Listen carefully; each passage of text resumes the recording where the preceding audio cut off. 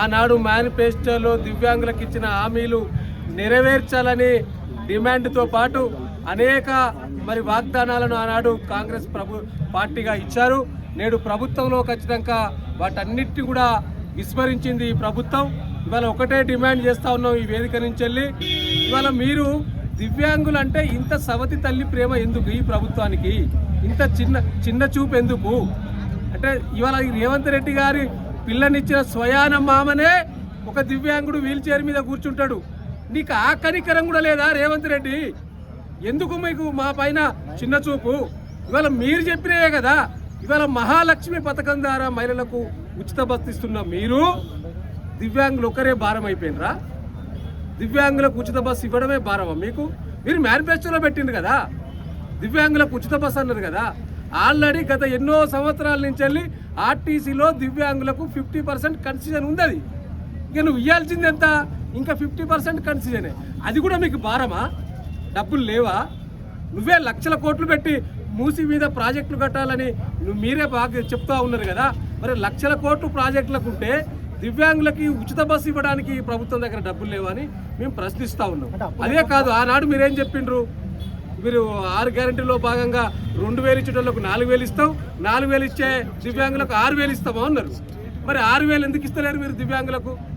ఇంకా 2000 ఇవ్వడానికి నీ గురువారులు పక్క రాష్ట్ర ముఖ్యమంత్రి చంద్రబాబు నాయుడు గారు దివ్యాంగులకు 6000 ఇచ్చిండు కదా, దివ్యాంగులకు ఉచిత బస్సు ఇచ్చిండు కదా. మరి నీకెందుకు? నువ్వు అన్నీ ఆయన ఆదర్శంగా తీసుకుంటావు కదా, ఈ విషయంలో ఎందుకు ఆదర్శంగా తీసుకుంటలేవు రేవంత్ రెడ్డి?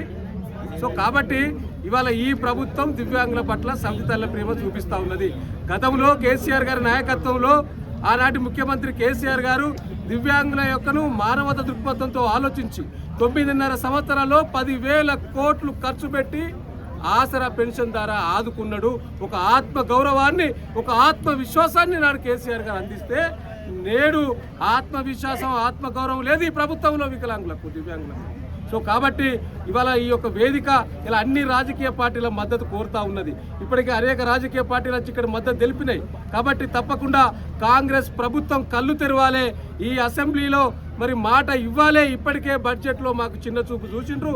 ఇవాళ కార్పొరేషన్ ద్వారా గతంలో కూడా ఉచితంగా ఎప్పుడు లేదు, గతంలో కూడా ఉచితంగా సహాయ ఉపకరణాలు అందించడం మళ్ళీ మీరు అందిస్తున్నారు కావచ్చు.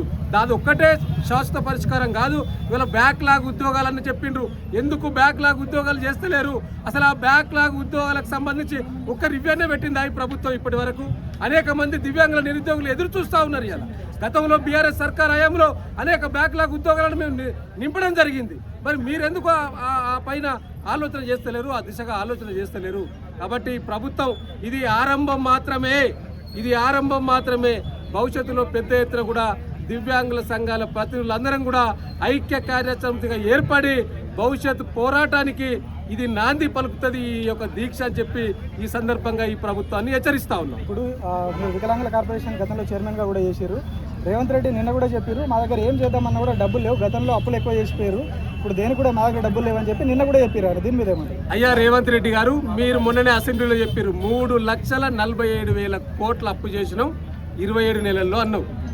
అరే 3,47,000 కోట్లు ఇటుక పేర్చినవా, ఇల్లు కట్టినవా, ఏం చేసినావు? 3,47,000 కోట్లు దివ్యాంగ సమాజానికి వచ్చే వరకే నీకు ఆ పైసల్లో గుర్తుకొస్తున్నాయా? సో కాబట్టి ఇది తప్పించుకోవడానికి చేస్తున్న ప్రయత్నం తప్పితే, ఇది చిన్న చూపు సౌతితల ప్రేమ తప్పితే నిజంగా ఈ ప్రభుత్వానికి దివ్యాంగుల పట్ల ప్రేమ లేదని స్పష్టంగా తేలుతా ఉన్నది. రాష్ట్ర వ్యాప్తంగా మేము లెక్కల ప్రకారం 2011 జనాభా లెక్కల ప్రకారం 11 లక్షల జనాభా ఉన్నది. 5 లక్షల మంది దివ్యాంగులు ఇప్పటికే పెన్షన్ తీసుకుంటా ఉన్నారు. మేమంతా కూడా మా కుటుంబ సభ్యుల ఓట్లు కలుపుకుంటే దాదాపుగా 20-30 లక్షల మంది కుటుంబ సభ్యులు ఈ యొక్క రాష్ట్రంలో ఉన్నారు.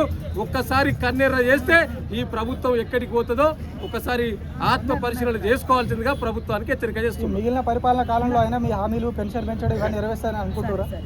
నెరవేర్చమని డిమాండ్ చేస్తా ఉన్నావు. నెరవేర్చకుండా ఏం చేయాలో ఎట్లా చేయాలో మాకు తెలుసు, ఆ విధంగా మేము చేస్తాం. ఎట్లా భవిష్యత్ కార్యాచరణ తప్పకుండా ఇది ఆరంభం మాత్రమే అని చెప్పినాం. భవిష్యత్తులో ఇంతకంటే రెట్టింపుగా ఉంటాయి ఉద్యమాలు.